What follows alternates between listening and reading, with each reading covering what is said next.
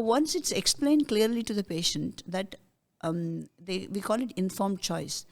For you to make an informed choice, you need to know what is the two sides of the story. Based on the two sides, and if you say, there are some patients who have said, I'm happy to wait. Let me wait. And we waited. Still you say that you agree with my decision. I cannot do things. I can only try to convince you. Yes.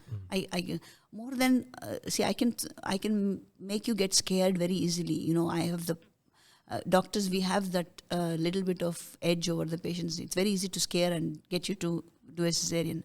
That's not what I want to do. I want you to understand what is the risk and do it.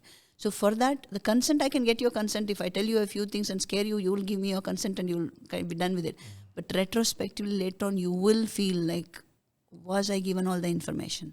So when you it's not just about the cesarean, it's about any of the surgeries that I do. I tell my patients, if it is cancer, I tell them, you have to do it now. Please don't do it with me. It's okay. Go do it somewhere else. I have no problem. But do it.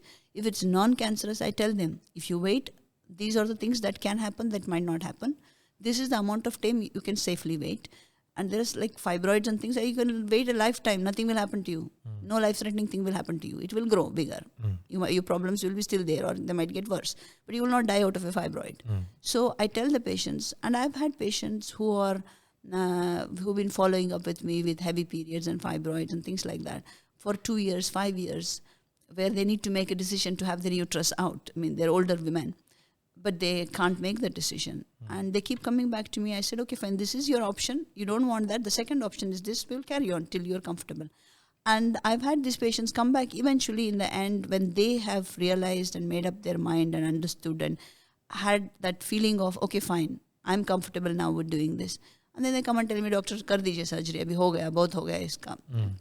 So that, so I want any patient to, and I tell them, even when I have taken you inside the operating table, before I do your surgery, you have a small doubt and you say, doctor, mujhe surgery nahi karna hai, I will take you off the table. Forget about the insurance, forget about the approval, all that can be sorted out. I don't want you to, when you go on the table under anesthesia, under the knife, I want you to be 100% sure with the trust that you're saying, okay, fine, doctor, this is what you're saying is right, and you do it.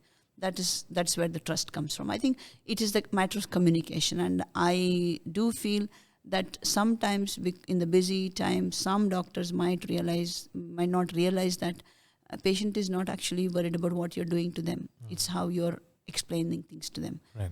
I think that's the most important thing. All doctors should concentrate on communication.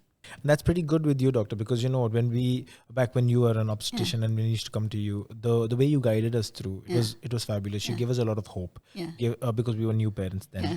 You're also a very confident woman. So I love the way you spoke. You are very ethical in way that in a lot of things. Yeah. That's why I'm asking you all these questions about, because being a doctor is a noble profession. It is extremely. So what happens is there are a few, Yeah.